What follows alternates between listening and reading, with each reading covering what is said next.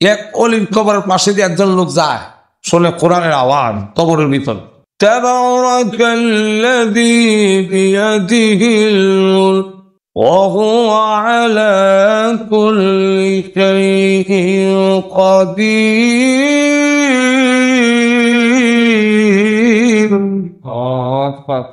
এমনি সকল পথিক লোকটা বলে সুবহানাল্লাহ হইয়া জোরে চিল্লি মারছে। এমনি শুনে কবরের ভিতর থেকে আওয়াজ আসতেছে, রে পথিক, তুমি সুবহানাল্লাহ বলেছ, আমি এই কবরে একবার দুইবার নয় ৫,০০০ বার কোরআন খতম করেছি। রে পথিক, আমার ৫,০০০ বার কোরআন খতম করা তোকে দিয়ে দেয়, তোর সুবহানাল্লাহ আমাকে দিয়ে দে। কিছু করবেন না?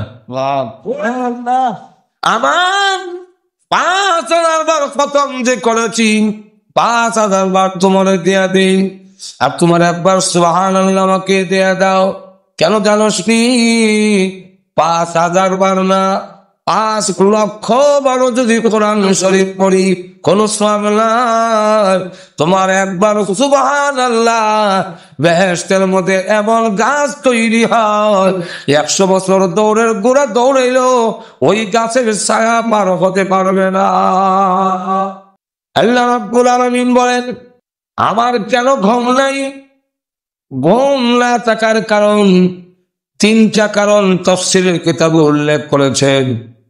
এর মধ্যে একটা কারণ হলো আল্লাহ বলেন, আমার দয়া মায়া বেশি হওয়ার কারণে ২৪ ঘন্টার ভিতরে একটা মিনিটও আমার ঘুম আসে না। দুনিয়ার মধ্যে সবচেয়ে বেশি মার স্নেহ মমতা হওয়ার কারণে সকলে ঘুমায় গেল, সন্তান গড়ে না আসা পর্যন্ত মা যেমন ঘুমায় না।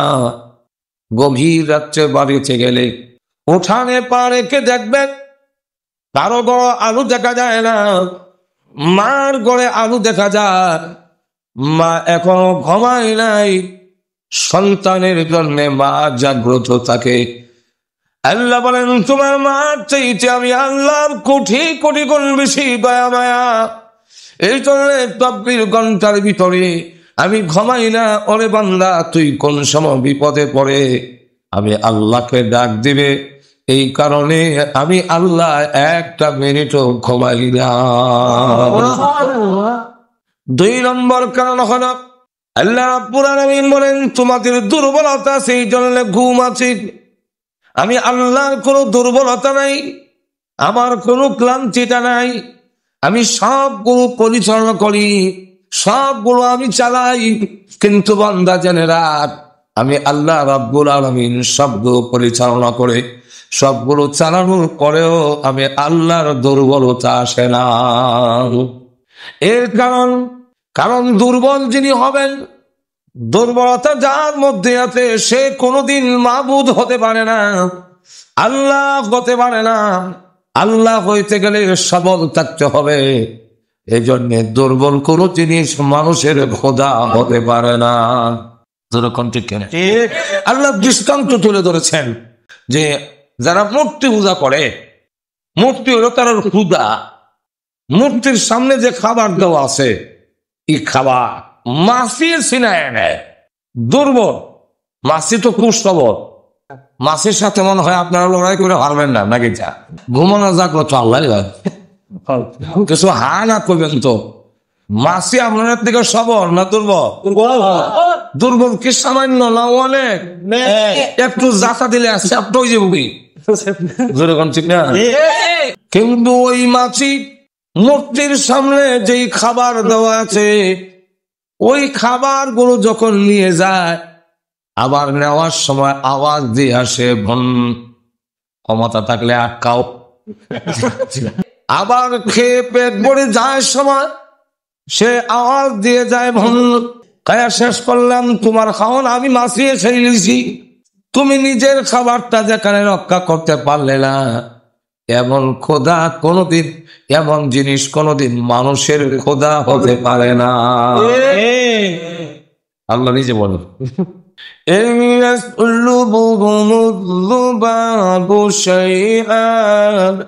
لا يستنقذوه منه ضعف الطالب والمطلوب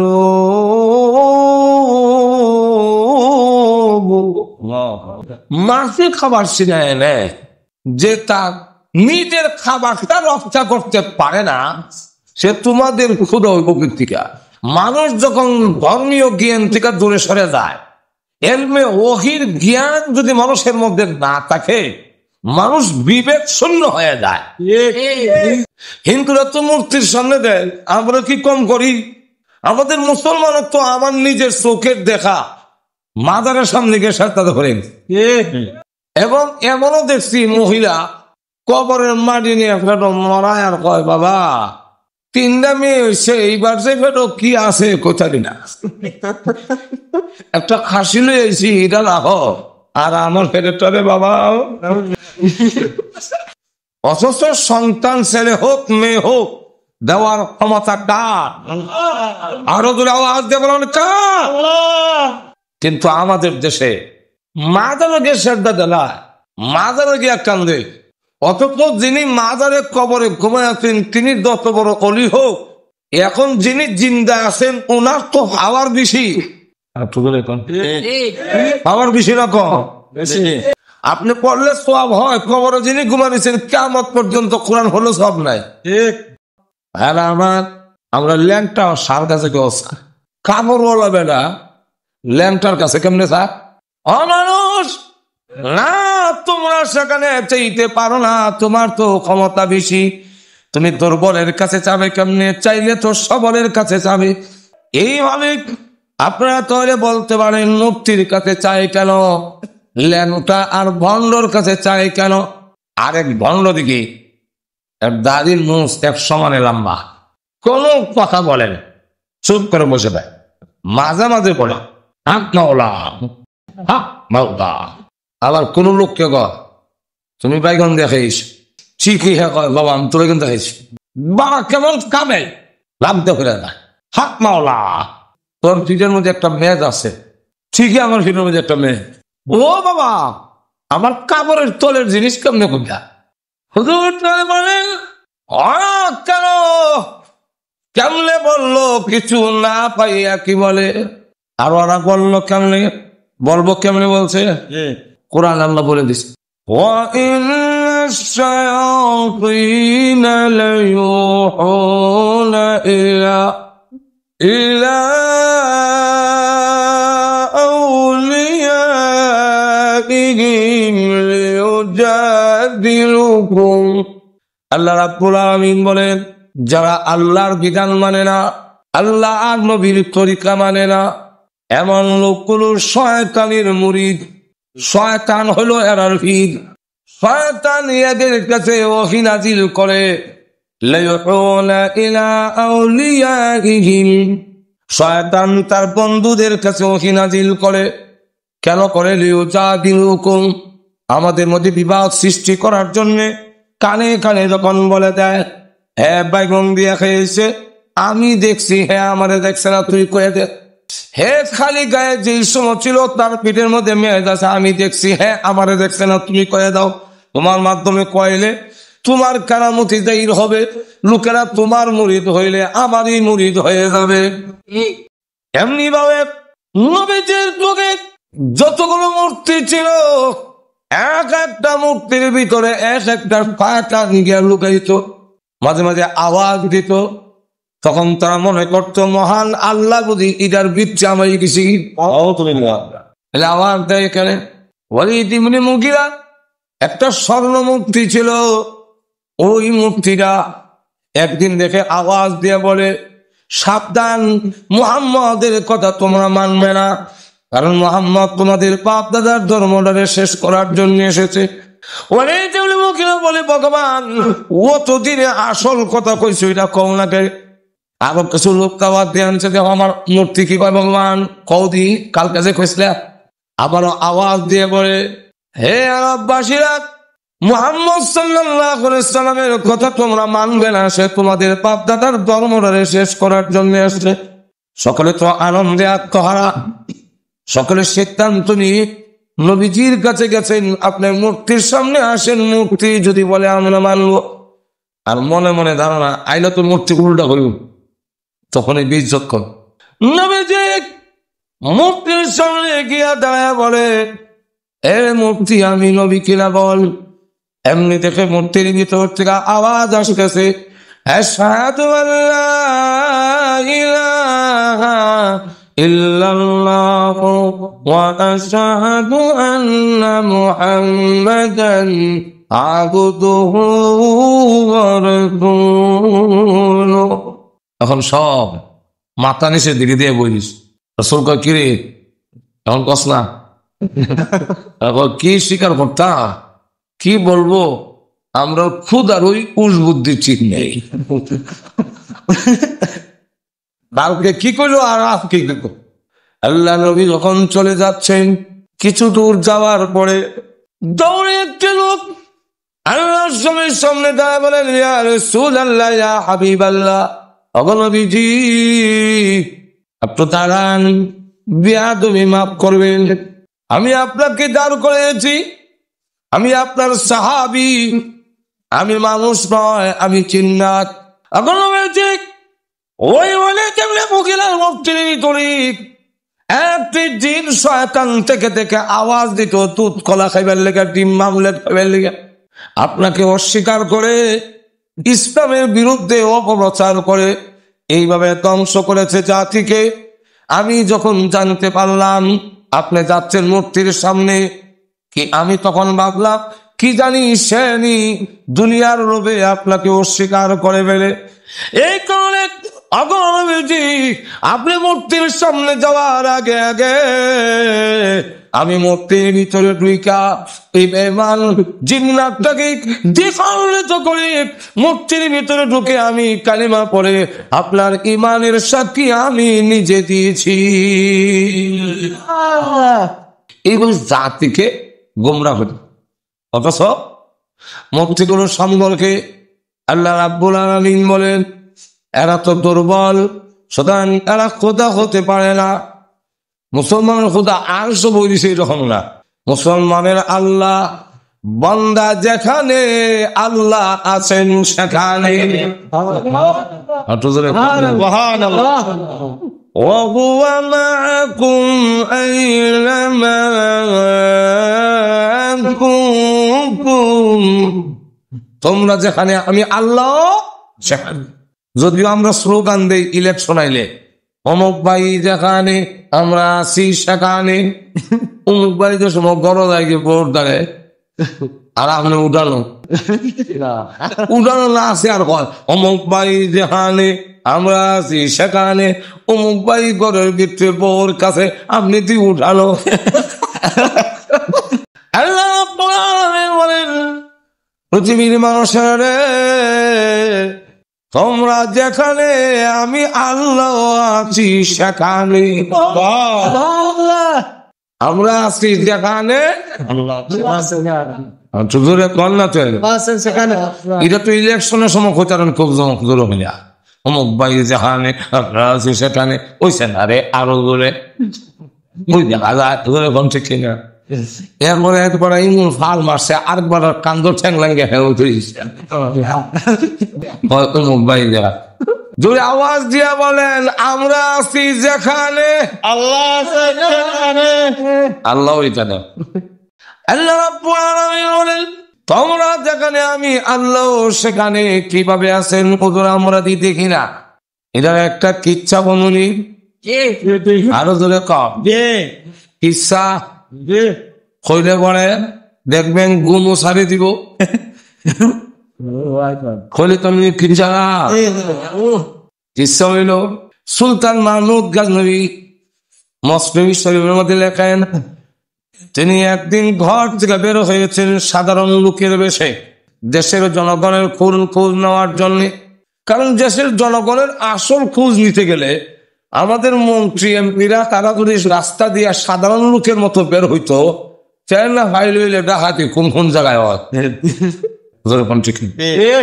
রাস্তা কোন জায়গা বাঙ্গা আর বালা এটা বললো। এমনি কোন মন্ত্রী যদি সৈয়দপুর যায় দেখবেন এর আগে সৈয়দপুরের রাস্তা, এই রাস্তাটা যত গাতা আছে সব বালু দিয়ে বলিলায়। মন্ত্রী হাজারো গাড়ি ধরে যায় আর দেহই না। তখন কে ভাষণ দেয়, এদেশে রাস্তাঘাটের উন্নয়নের জোয়ার বয়ে যাচ্ছে। আর আমি কই জোয়ারের ঠেলা রাস্তার সরবরাহ নাই। সাধারণ বেশি আয়া দেখো কে কোন অবস্থায় আছে। মন্ত্রী হইয়া সুরতে আইলে এটা আগেই তার দলের লোকেরা, সরকারি কর্মকর্তারা সব ঠিকঠাক কইরা রাস্তারে ভালো করে ফালিশ কইরা এরপরে সব একবারে রহমতের ফেরেশতা হয়ে মিটায়।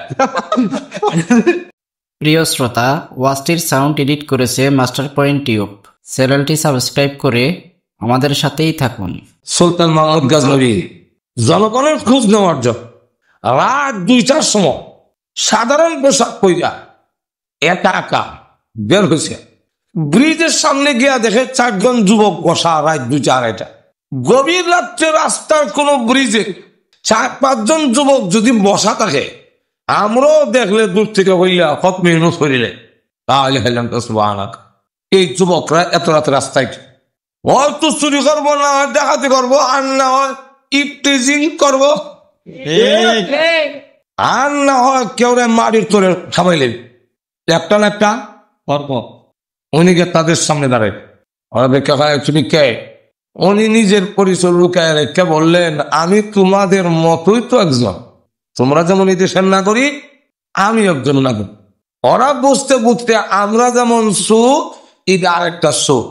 তখন কয়ে ঈশ্বরা একা বের হইলি কেন? সাথে একজন আর নিলে একা চুরি করা যায় না, চুরি করতে গেলে কমসে কম 2 জন লাগে।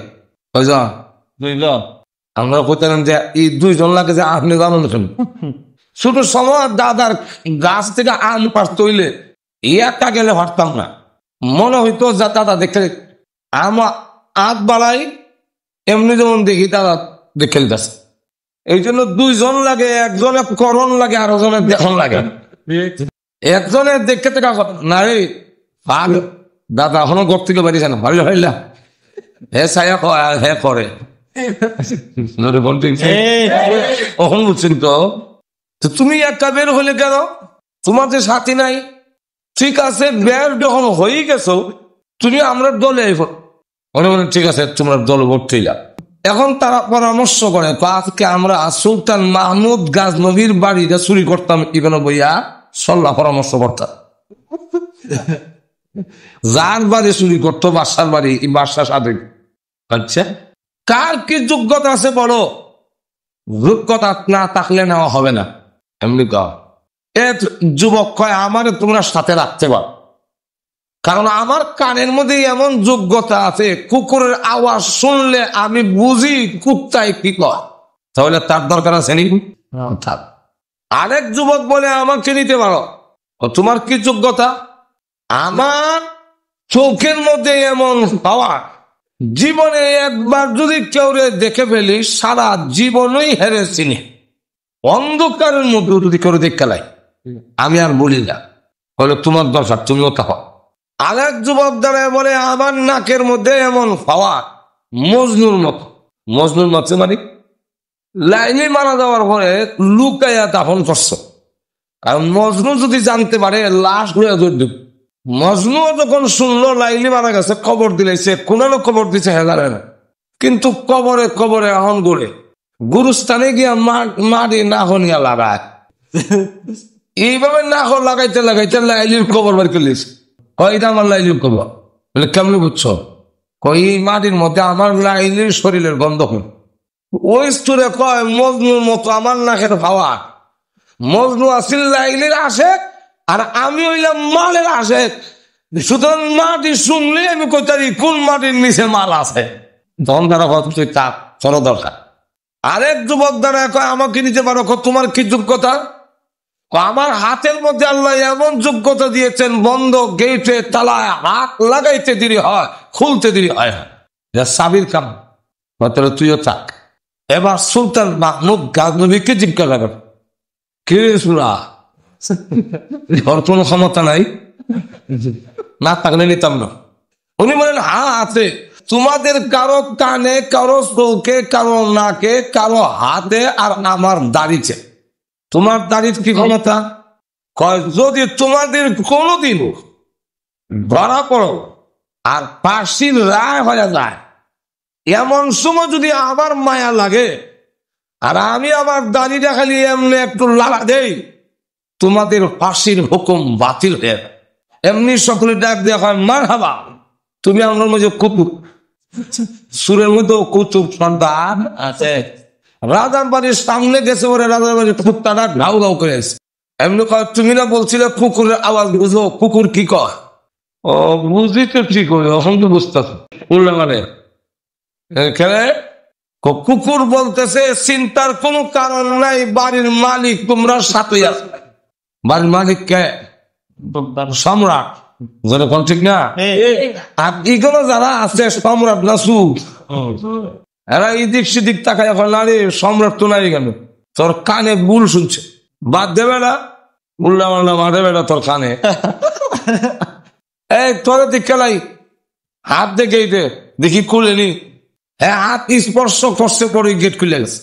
এখন বাড়ির ভিতরে ঢুকে না খোলা রাখো, তুই নাক দিয়ে বাইর করে দে মাল, কই নাক দিয়ে শুনগে মাল বাইর করে দিস। এখন গাছটি বইটা মাল নিয়ে যায়, যিনি বাড়ির মালিক উনি সাথে আসেনি, দেখতেছেনি। আল্লামা জালালউদ্দিন রুমি রাহমাতুল্লাহ আলাইহি বলেন, যেইভাবে সুলতান মাহমুদ গাজনবীর সাথে থেকে সুরের সবগুলো দেখতেছেন, ঠিক তেমনি ভাবে মহান আল্লাহ আমাদের সাথে থেকে আমাদের জিন্দেগির সকল কিছু তিনি দেখতেছেন। প্রশ্ন হয়, আল্লাহ নিষেধ করে না কেন? এক ডাইলের পরে খাইস না রমজান মাস, এক যেটা করিস না। এরম যদি গাইবে আওয়াজ হইত, জিনা করবো দূরের কথা, আওয়াজ যদি হঠাৎ করে শুনে জঙ্গলের মধ্যে তারা গেছিল আকাম কুকাম করতো, এমনি শুনে এক কি আকাম কুকাম করবো, জুতা হালাই উঠে দৌড়। আল্লাহ নিষেধ করেন না কেন? কেন বলেন না যে গুনার কাম করিস না? এই কারণে এক ধরে গান গায়, যেমনি নেশাও তেমনি নাতি পুতুলের কি দোষ। হাকিম হইয়া হুকুম করো, পুলিশ হইয়া ধরো, ফাদব হইয়া ধ্বংস করো, পূজা হইয়া যারো। যেমনি নাচাও তেমনি নাচি পুতুলের কি দোষ। মানে সব গুড় আল্লাহ হারাইয়া এবার লইয়া ফেরাস্তারও যখন গুড় লইয়া ফিটায়, আর যদি হয় যেমনে মন চায় এমনি পিটাই মু ফেরেস্তার কি দোষ। একবার বলে কাবা ঘরের তেল লইয়া জায়গা চুরি করে গিয়া কর, তেল তোমার, গড় তোমার, আমিও তোমার, নেই গা বিসমিল্লাহ। বাদশাহ কিরে তেল কই যায়? চুরি হয়ে যায়। কে চুরি করে দেখতো তো করছে কি? একজন গোয়েন্দা গিয়া দেখে এক লোক কাবা ঘরের সামনে দাঁড়ায়, গড় তোমার, তেল তোমার, আমিও তোমার, নেই গা বিসমিল্লাহ। বাদশাহ তখন কয়, একটা ডান্ডা লইয়া তুই গা খারাপ খালিয়া কইবে, কিতা কইব? তেল তোমার, গড় তোমার, আমিও তোমার, ডান্ডাও তোমার। মানে গড় আল্লাহর, আমিও আল্লাহর, তেল আল্লাহর, ডান্ডাও আল্লাহর, খাইলাও সুবহানাল্লাহ। এই কথাই যদি বলো তো কুহুরি কথা। যেমনি নাচাও তেমনি নাচি বোতলের কি দূর, এর কোনো দোষই নাই, এরা গাঙ্গা। আল্লাহ নিষেধ করেন না কেন? না করার কারণ হলো সুলতান মাহমুদ গাজনবীর কথাটা বুঝলেই আল্লাহর ব্যাপারটা বুঝে। সুলতান মাহমুদ গাজনবী নিষেধ করে না কেন? এই চুরি করিস না, আমি বাদশাহ, তখন একটু তারা জুতা মোজা হলে একটু দৌড় দিব। নিষেধ না করার কারণ হইল সাধারণ লোকের বাড়িতে চোর ঢুকলে চিৎকার দিতে হয়, কিন্তু সম্রাট তো সাধারণ লোক না। তিনি বলেন, আমি এখন শুধু দেখে রাখতেছি, তার ছেলে তার নাতি চলে যাও, কোনো অসুবিধা নাই, আগামীকাল কমান্ডো হামলা চালাইয়া সবটিরে দড়াইয়া আনবার ক্ষমতা আমার হাতে আছে। এই কারণে এখন নিষেধ করার দরকার নাই। ঠিক তেমনি হবে আল্লাহ বলেন তুমি ডালের বড়া খাইও না, এই কথা আমার এখন কম দরকার নাই। এই জিনা করিস না, এই কথা আমার এখন কম দরকার নাই। মৃত্যুর পরে সব জিন্দা করিয়া কিয়ামতের মাঠে আমি আল্লাহর সামনে তোমাদেরকে হাজির করানোর ক্ষমতা যেহেতু আমার আছে, এখন জিজ্ঞাসা করার কোনো, এখন বাধা দেওয়ার কোনো দরকার নাই। যাক, সব সুররা রাস্তা থেকে সরে গেছে। মাল চামাল লয়ে গেছে কি, সুর দেখাইতে নিয়ম হইল তারা আগেরই কথা থাকে। অপারেশন যখন শেষ হইব, চুরি যখন শেষ হয়ে যাবে, যে যে দিকটা পারো দৌড় দিবা। এই চুরি কই, দৌড়াইল কই, এটা কোনো দরকার নাই, কত গেলে তোরা করবা, যে দিক দিক দেওয়া ভাববা। ঠিক নেই? ঠিক। আপনারা তো করছেন, কর্তিকা জানবেন ঠিক যে? হ্যাঁ আমি জানি, আপনি করেছেন না ইচ্ছা না। মাঝে মাঝে এদের এত দরাহরি, মাঝে মাঝে রাস্তার মধ্যে গাছ ফালাইয়া ডাকাতি হইয়া পরে দেখি যে যে দিকটা হয়ে যায়, যে যে দিকটা হয়ে যাচ্ছে। সুলতান মাহমুদ গাজনবী একদিকে চলে গেছেন, তিনি বাড়িতে চলে গেলেন। ওরা বাড়িতে গিয়া মাল বন্টন করার সময় দেখে একটা চুর নাই, একটা চুর কম। খুশি বলে বেজা, আর তো যখন খুশি না বেজা খেললে খুশি, মানে এখন মাল খুশি পাইব না কম। চুর খুশি, চুরের বউ খুশি, চুরের 14 গোষ্ঠী খুশি, কোটি কোটি টাকার মালিক হয়েছে। যেই মাত্র খালি ঘুমাইতে গেছে, এমনি বিশেষ বাহিনী ঘেরাও করে কয় অ্যারেস্ট, অ্যারেস্ট। কি দোষ করছি খবর নাই না। সুলতান মাহমুদ গাজনবীর বাড়ি যে চুরি হয়েছে তরত্ব চুরি করছে। আরে পুরা কপাল, জানলো কেমনে? কেমনে জানছে? বাড়ির মালিক সাথেই ছিল, জোরে কমছে যাক। এখন সবচেয়ে গ্রেফতার করার পরে এরা যে চুপ, এটা প্রমাণ করার জন্য আর সাক্ষীর দরকার আছে নি? আছে আর দরকার আছে? বাদশা তো নিজেই সাক্ষী। ঠিক তেমনি ভাবে আমরা কে নামাজ পড়েছি, কে পড়ি নাই, কে সুদ খাইলো, কে ঘুষ খাইলো, কে জিনা করলো, আল্লাহ সাক্ষীর দরকার নাই। ওয়াকাফা বিল্লাহি শাহিদা, আল্লাহ বলেন আমি মহান আল্লাহ সাক্ষী হিসাবে যথেষ্ট। আমি তো তোর সাথে ছিলাম। বাদশা ডাক দেয়া বলে, কোথায় জল্লাদ জিটা বলা, এই চোরদেরকে নিয়ে যাও, নিয়ে মাথা কাটিলাও। হুজুর মাথা চুরি করলে তো হাত কাটেন, আজকে মাথা কাটে? উনি কয় তো কথা কইস না, আমি যা কই তা কর, আর মনে মনে কর এদের না খেয়ে চোখে কানে হাতের যে ক্ষমতা, এটি কল্যাণ না থাকলে দেশের জনগণ শান্তি নেই। এখন বাদশা রায় দিয়েছেন, আর কোন আপিল করণের জায়গা নাই। এখন কান্না হারে চুরি করতাম, সেরাগালির বাড়ি করতাম, এরই বালা আছি। বাদশার বাড়ি কেন গেলাম? লোভে আমারে ধ্বংস করেছে। ঠিক তেমনি ভাবে কিয়ামত যখন শুরু হয়ে যাবে, মরণ যখন শুরু হয়ে যাবে, কিয়ামতের মাঠ যখন কায়েম হয়ে যাবে, মানুষেরা ওই দিন বলবে দুনিয়ার ধন সম্পদের লোভে আমাকে ধ্বংস করেছে। সুলতান রায় দিয়েছে, এখন আমাদের রক্ষা নাই, আর জীবনে কোনোদিন বউ দেখা হবে না, আর কোনোদিন ছেলে মেয়ের মুখ দেখবো না, এখন তো ফাঁসি হয়ে যাবে। এই অবস্থা কেন হইল? সাধারণ লোকের বাড়ি যদি চুরি করতাম, দইরা জেল দিলে কয়েক মাস জেল কাটতে বারবার দিতাম, কিন্তু বাদশার বাড়ি কেন গেলাম? লোভে আমাদের ধ্বংস করেছে। ঠিক তেমনি ভাবে মরণ যখন গনে আসবে, কিয়ামতের মাঠ যখন কায়েম হবে, ওই দিন বলবেন দুনিয়ার ধন সম্পদের লোভে আমাকেও ধ্বংস করেছে। এখন সব চোররা কান্দে, কিন্তু একটা চোর হাসে, একটা চোরে হাসে, হাসে। বাদশার দিকে চাই ওই হাসিবা। বাদশা জিজ্ঞাসা করে, ফাঁসির মঞ্চে দাঁড়ায় আসছ কেন? কারণ নাকি? হ্যাঁ, বিশ্বাস হয় না ফাঁসিতে হবে? সে ডাক দেয়া বলে, 1000 বিশ্বাস হয়, 1000 বার। হাসস কেন? অনুমতি দিলে কম, অনুমতি দিলাম ক। আমরা যে সময় আপনার বাড়িতে চুরি করতে আসবো, সব চোররা ওয়াদায় আবদ্ধ ছিলাম, যার যে যোগ্যতা সম্মতে কাজে লাগাবো, কারো কানে, কারো চোখে, কারো নাকে, কারো হাতে, কারো দাড়িতে। হ্যাঁ, যার কানের যোগ্যতা ছিল, কুকুরের আওয়াজ বুঝে বলছিল, হ্যাঁ ওই দিন ঠিকই বুঝছিল, কিন্তু আমরা বুঝছিলাম না। 2 নম্বর যে বলছিল, নাক দিয়া মাল বের করে দিয়েছে, হাত দিয়া তালা খুললে দিছে। আর যে বলছিল অন্ধকার রজনীতে জীবনে কাউকে একবার দেখলে সারা জীবনই চিনে, এখন তার চোখ দিয়া চিনতে কে চুরিতে ছিল। এখন শুধু মাটি আছে। আমাদের মধ্যে একটা দাড়িওয়ালা চোর ছিল, সে বলছিল আমরা যদি কোনোদিন ধরা পড়ে যাই আর আমাদের ফাঁসির রায় হয়ে যায়, ওই সময় তার যদি দয়া মায়া লাগে, দাড়ি ডানা দিলে আমরা মুক্তি পেয়ে যাব। ওই সুরের কাছে আমার সবিনয় অনুরোধ থাকবে, দাড়িটা একটু লাড়া দেন। দাড়ি একটু সুলতান মাহমুদ কাজ নেবে, এত আমার ধরে লিছি চিনলেছি তো।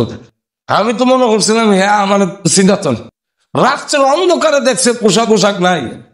আর এখন আমি এজলাসে বসছি, এখন আমার সিকিউরিটি গার্ড, মাথার মধ্যে শাহী মুকুট, চেহারার কালার বদলে গেছে। এখন এই অবস্থায় হ্যাঁ আমার চিনলেন, আরে বাপু বা এর চোখে কেমন হওয়ার চিন্তা করো। এমনি ডাক দিয়ে বলে, যা তোর এই মহৎ গুণের কারণে আমি তোকে মাফ করলাম, আর তোর উসিলায় সমস্ত সাথীদের মাফ করে দিলাম। আর না নিজেও ধরা হয়। ঠিক জালালউদ্দিন আহমদ বলেন, কিয়ামতের কঠিন ময়দানে আল্লাহ যখন বলবেন করে আত্মসাত্তার, রমজান মাসে তালির বড়া খাইছিলে কেন, জাহান্নামে যা। এরে আব্দুল গফফার জিনা করছিলে কেন, জাহান্নামে যা। এরে আব্দুল মালিক তুই কেন সুদ খাইছিলে, জাহান্নামের আগুনে যা। ওরা কাঁদবে, আরে দুনিয়ার লোভে আমাকে ধ্বংস করেছে, দুনিয়ার ধন সম্পদের লোভে, দুনিয়ার টাকা পয়সার লোভে আমাকে ধ্বংস করেছে। আজকে হাসরের মাঠে আটকা পড়ে গেলাম, আমার মাল আমার কাছে আসে না। আসবে তো ধন সম্পদ কাজে আসবে না, কাজে আসবে না। তাহলে এখন চিন্তা করেন ভাইরা আমার, রাত হয়ে গেছে অনেক, আর বেশি লম্বা করা যাবে না।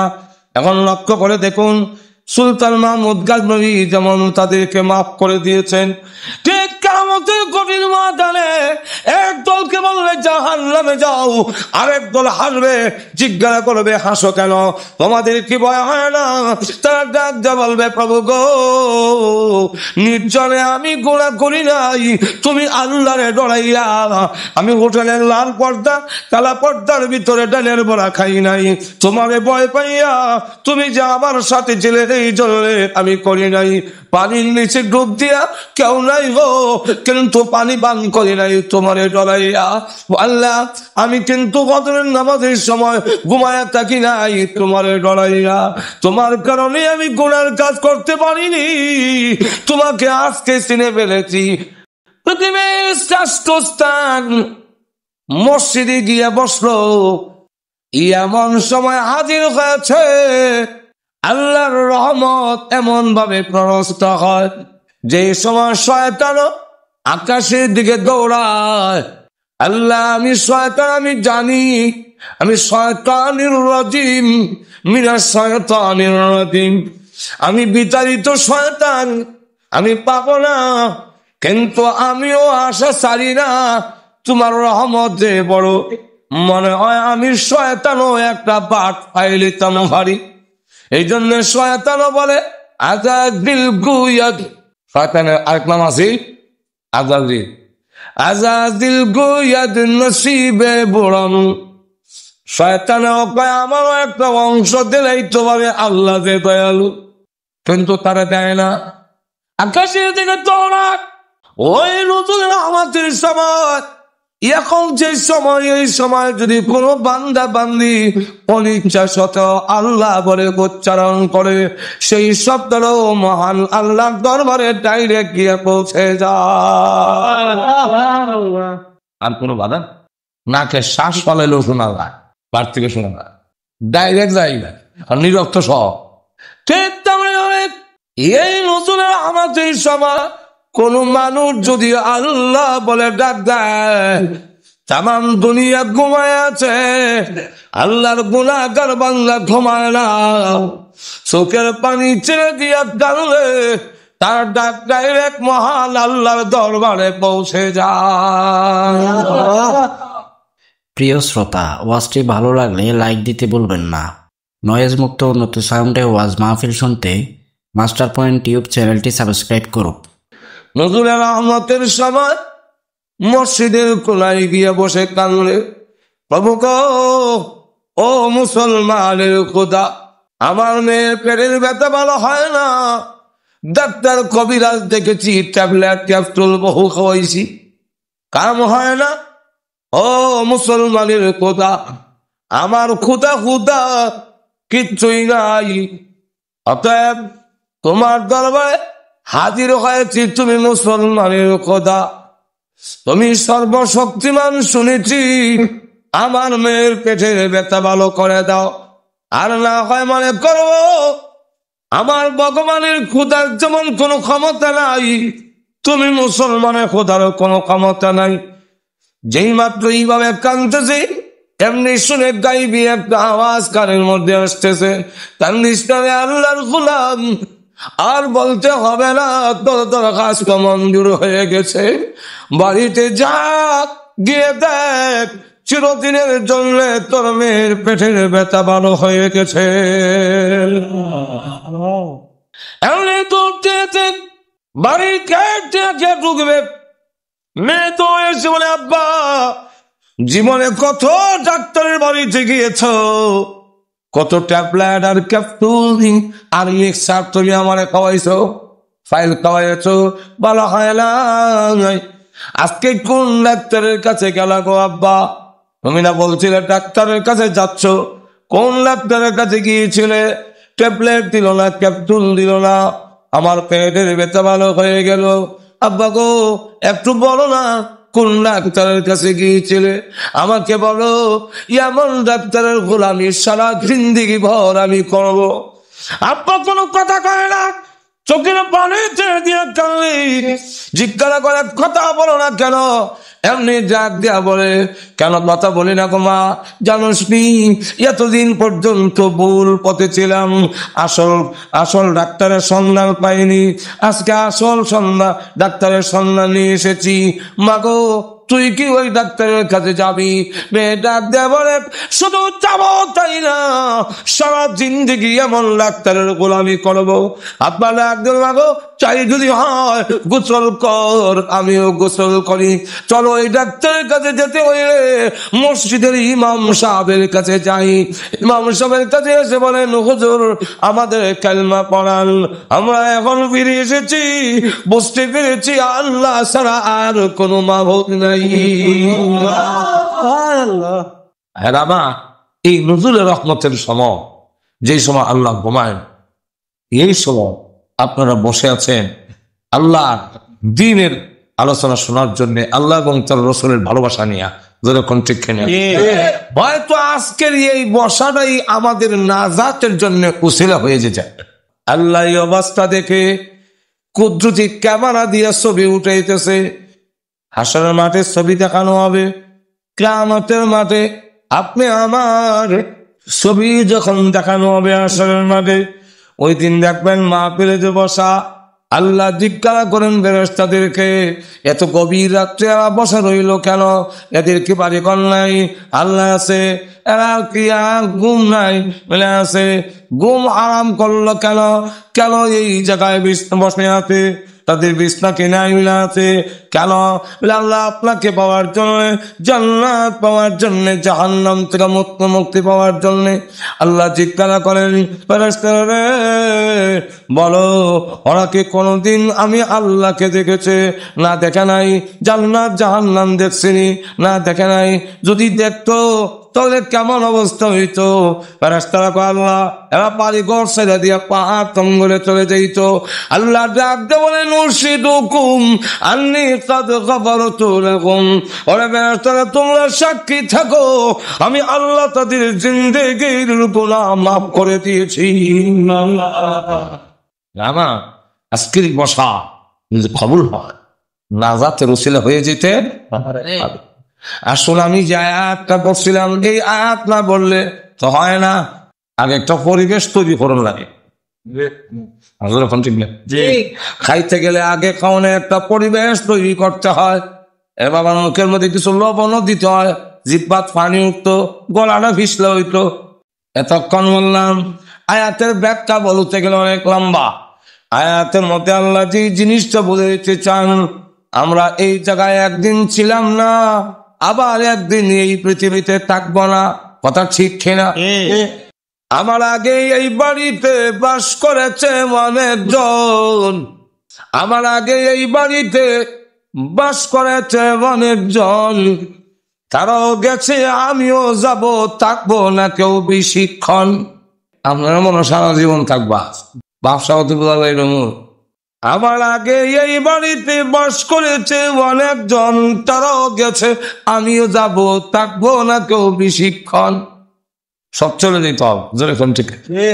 তাহলে আসছি কোথেকে, আসি কই, যাব কোথায়? এই কথা যারা বলতে পারে না আমাদের সমাজের লোকেরা তারে পাগল কয়। আস্তার মধ্যে দেখা হয়েছে, ভাই কোথেকে আছেন? কোথায় চালিন এমন যে আছেন, কই আছেন জানেন না, কই যাবেন, কোথায় না? আপনারা বলবেন এই বেটার সাথে বাচ্চার লাভ নাই, এটা পাগল। আমরা কোথেকে এলাম, আসি কই, যাব কোথায়? এই কথা যারা ভুলে গেছি, বলতে পারি না। আমি দুনিয়াতে যত বড় বুদ্ধিজীবী হই না কেন, মহান আল্লাহর কাছে আমরা পাগল। কোথেকে আসলাম, কোথায় আছি, যাব কোথায়? আমার আগে তো অনেকজন ছিল, তারা তো আমরা এখন ইয়াদ হয় না, ভুলে লেছি। বাপ মরে গেল কয়েকদিন খান দেয়, 3 দিন গেলে, 1-2 দিনের বিচ্ছুতি গেলে কেউ খালো তোমার বাপ খান্দে দেয়। 40 হয়ে গেল গা, কেউ তোমার বাপ বিল মারা গেছে, ও পিতা নাই। 1 বছর গেলে কি মাঝে মাঝে জিয়াফত করলো, আর সবিনা প্রথম পড়ায়, সবিনা বাইক দিয়া মানে শুনতো, আর তারা তো আমার বই ঘুমাইছে। আমি নিজেও প্রথম আদি যে শেষ করিয়া তখন সবিনা অবস্থা, ইয়া আল্লাহ আমরা সবিনাত লাগাই দিয়া দেখি সব গাছ লাগাই ওগুলোই তো আমার বলে নাক ডাহা, আর আমরা কামনা লাগাইছি আর কি বলো। আবেশ সবরাও মনে করে কেউ যখন শুনি না নাই, ও ঘুমাইয়া ঘুমাইয়া জানা মুখা যায় দিয়ে হয়, খালি শুনবেন ইয়া বানি ইসরাঈল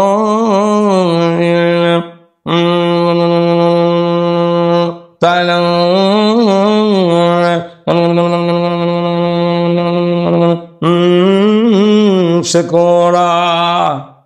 এর লাগে আমি নাম রাখছি মুনমুন তালামুনা কুন কুন সাজরা, মুনমুন আর কুন কুন সাকুলা। আঁকি দেখেন এই সবই না হলো না। আমরা অনেকে আছে এত বিজি, মা বাপ মারা যাওয়ার পরে বাবার কবর জিয়ারত করারও টাইম তার নাই, বিজি কন্ট্রাক্ট দিলেছে মোল্লারে। আর আমরা তো সেটুকু পাঠ পাওয়ার মূল্যও আছে, এরা সাধারণ লোকের মা হয়ে কন্ট্রাক্ট লয়ে যায়।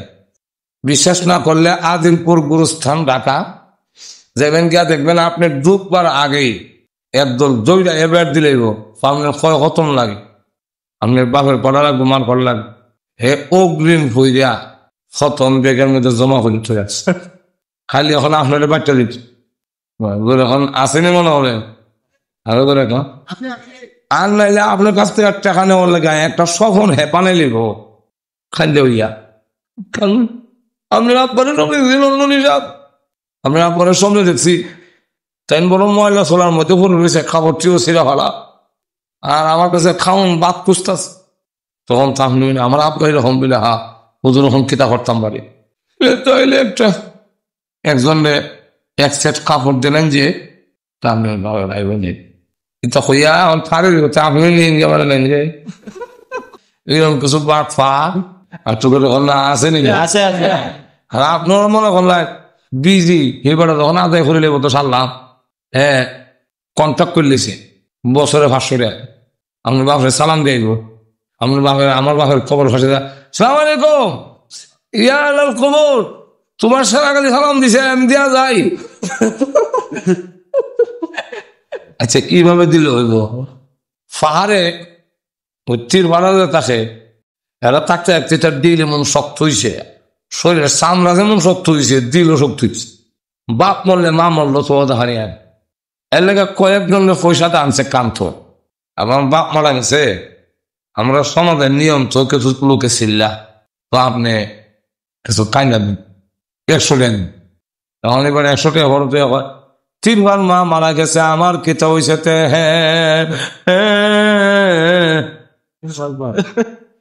ইটা ইটা ইটা কইলে খামিব আপনাদের হল কাজ হইব না। নিজে মা বাবার কবরের পার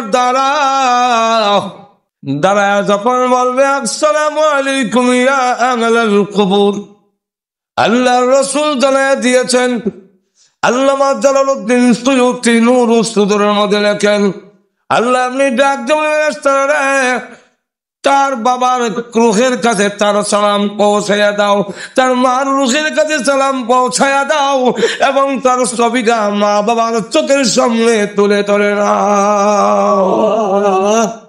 এখন মা বাপ সন্তান কবর পার দাঁড়াইলেন চিল্লায়, মার রুহ কান্দে, প্রভু হে আমার ছেলে সকালে বের হইলে সন্ধ্যার আগে বাড়িতে না এলে আমি অস্থির হয়ে যেতাম, ঈদের সময় বাড়িতে না গেলে সকলের ঈদ হইল, মার ঈদ হইত না। মার ঈদ নেই, চুলার কাছে বসে বসে কানলে, জিজ্ঞাসা করলে কেন কানলেন? মা জবাব দিত, আমার ছেলে আমার বাড়িতে আসে নাই, এই জন্য আমার কোনো ঈদ নাই। মা কান্দে, আল্লাহ আমার ছেলে 1 বছর পরে আমার কবরের পার দাঁড়াইল। ছেলে কান্দে, মাগো ও মা, অনেক ছেলে এমন আছে মা বাপ থাকতে গরিব ছিল, খাবার দিতে পারে নাই, এখন ধনী হয়েছে, মা কবরে, মা আব্বা কবরে, ছেলে কোটি কোটি টাকার মালিক, মার কবরের পার দাঁড়ায় কান্দে, মাগো নিজে খাও নাই, সন্তানের মুখে খাবার তুলে দিয়েছ, আজকে তোমার সন্তানের কোটি কোটি টাকা আছে, তুমি তো কবরে ঘুমায় আছো, আব্বা কবরে ঘুমায় আছেন। এই ওরকম ছেলে চোখের পানি ছেড়ে দিয়া কানলে, মা বাবার রুজুক কানলে, 2 কান্না দেখে আল্লাহর রহমতের সাগরে জোশ উঠা যায়। তখন আল্লাহ ডাক দিয়ে বলেন, ফেরেশতারা রে তোমরা সাক্ষী থাকো, উভয়ে অর্থাৎ দুনো দলের কবর জিয়ারত যে করেছে এবং যাকে কবর রাখা হয়েছে দুনো জনের জিন্দেগির গুনাহ আমি আল্লাহ মাফ করে দিলাম। একদিন আমরা ছিলাম না, আবার থাকবো না। দুনিয়াতে যত আপন দেখেন কেউ আপন না, কেউ সাথে যাবে না, বরং বিপদ আইলে আপনারা হারায় ধরতেন। এই জন্যে কবি বলেন, যেদিন তুমি এসেছিলে ববে কেঁদেছিলে একা, তুমি হেসেছিল সবে, এমন জীবন করো হে গঠন, মরণে হাসিবে তুমি যা দিবে ভুবন। সময় থাকতে বুঝিলাও একদিন তুমি এই পৃথিবীতে থাকবে না, চলে যাবে।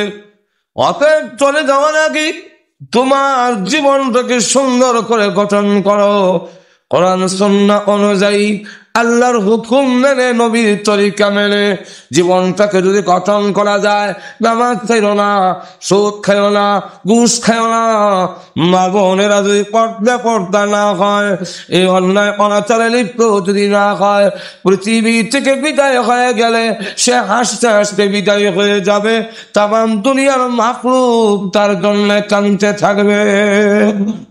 এই জন্যে আল্লাহ রসুল বলে চলন বালা যা, মরণ বালাতা, আর মরণ বালা যা, কবর হাসর নসর বালাতা। তাইলে ওয়াজ নসিহতের মূল উদ্দেশ্য হইল আমাদের চরিত্রের পরিবর্তন করে সুন্দর জীবন গঠন করা। যেরকম ঠিক আল্লাহ আপনার তৌফিক দাও, সকলে বলেন আমিন, আরো করে বলেন আমিন। প্রিয় শ্রোতা, বাংলা ইসলামিক রেডিও নামে আমাদের আরেকটি চ্যানেল আছে। ডেসক্রিপশন বক্সে চ্যানেলটির লিংক দেয়া আছে, চাইলে সাবস্ক্রাইব করতে পারেন। দুরূদ শরীফ পড়ে আল্লাহুম্মা সাল্লি আলা সাইয়্যিদিনা মাওলানা মুহাম্মদ ওয়া আলা আলিহি ওয়া সাল্লাম ওয়া আলা সাইয়্যিদিনা দুজন ভাই জানেন আইসি যে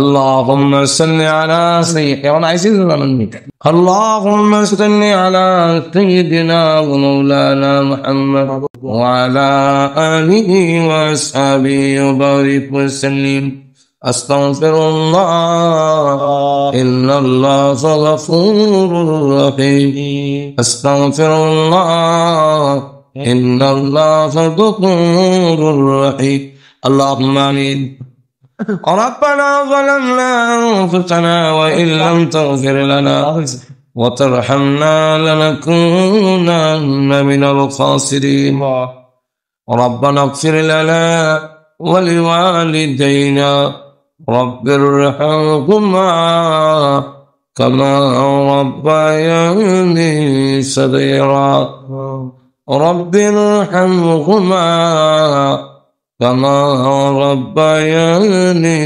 صغيرا رب العالمين तमाम জীবনের গুনার বোঝা মাথায় নিয়ে আসামির বেশে অপরাধীর বেশে বিক্ষোভ কাঙ্গালের মতো আল্লাহ গুনার উপরে লজ্জিত শর্মিন্দা হয়ে তোমার সেই দরবারে হাত বাড়াইলা মেহেরবানি করে নিজের গুনাহ মাফ করে দাও আল্লাহ। জানি না আজকের এই মুনাজাত কার জন্য, জানি জীবনের শেষ মুনাজাত।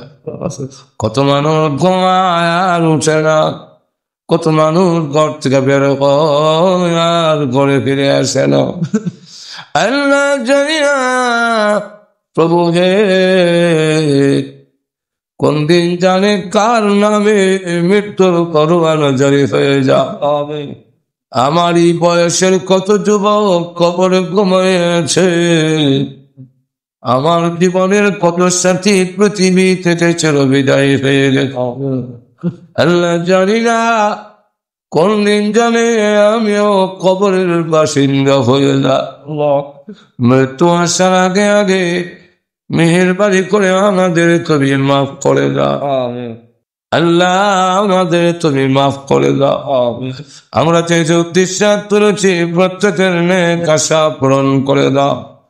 আমাদের মধ্যে যারা অসুস্থ বিমারি আছে সেবা করে দাও আল্লাহ। অভাবগ্রস্ত যারা আছেন অভাব দূর করে দাও আল্লাহ। মুসিবতে যারা আছেন উদ্ধার করে না, পেরেশানি যাদের আছে আল্লাহ পেরেশানি দূর করে দাও আল্লাহ। আমাদের আওলাদ গুলোকে নামাজি দিনদার পরেজগার বানায়া দাও আল্লাহ।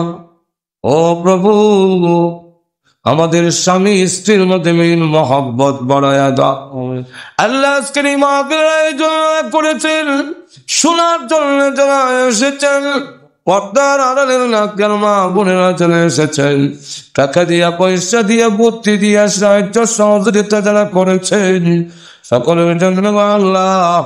ও প্রভু, সকলের জন্য এই মাহফিল কিয়ামতের মাঠে নাজাতের ওসিলা বানাইয়া দিও রব্বুল আলামিন। আমাদের পক্ষ থেকে লাখ কোটি দরুদ আর সালাম সোনার মদিনা পৌঁছাইয়া দাও। যত মুমিন মুমিনাত কবরে ঘুমাইয়াছেন সকলের কবরের আযাব মাফ করে দাও। এই এলাকার মাটির নিচে যত মুর্দা ঘুমাইয়া আমাদের মুখের দিকে হাতের দিকে তাকায় রয়েছে, আল্লাহ তাদের কবরকে জান্নাতের বাগান বানায়া দাও। আল্লাহ ও প্রভু, মেহেরবানি করে আমাদেরকে তুমি কবুল মঞ্জুর করে নাও। আমাদের পক্ষ থেকে লাখ কোটি দরুদ সালাম সোনার মদিনা পৌঁছাইয়া দাও।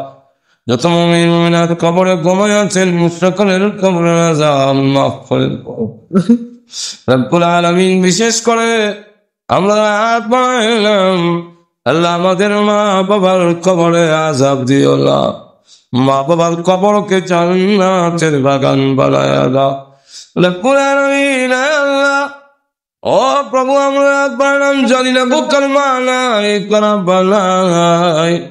আল্লাহ আমাদের মা বাবার কবরকে জান্নাতের বাগান বানায়া। প্রিয় শ্রোতা, আপনারা শুনছেন মাস্টার পয়েন্ট টিউব। একই বক্তার আরও ওয়াজ উন্নত সাউন্ডে শুনতে প্লেলিস্ট অপশন দেখুন।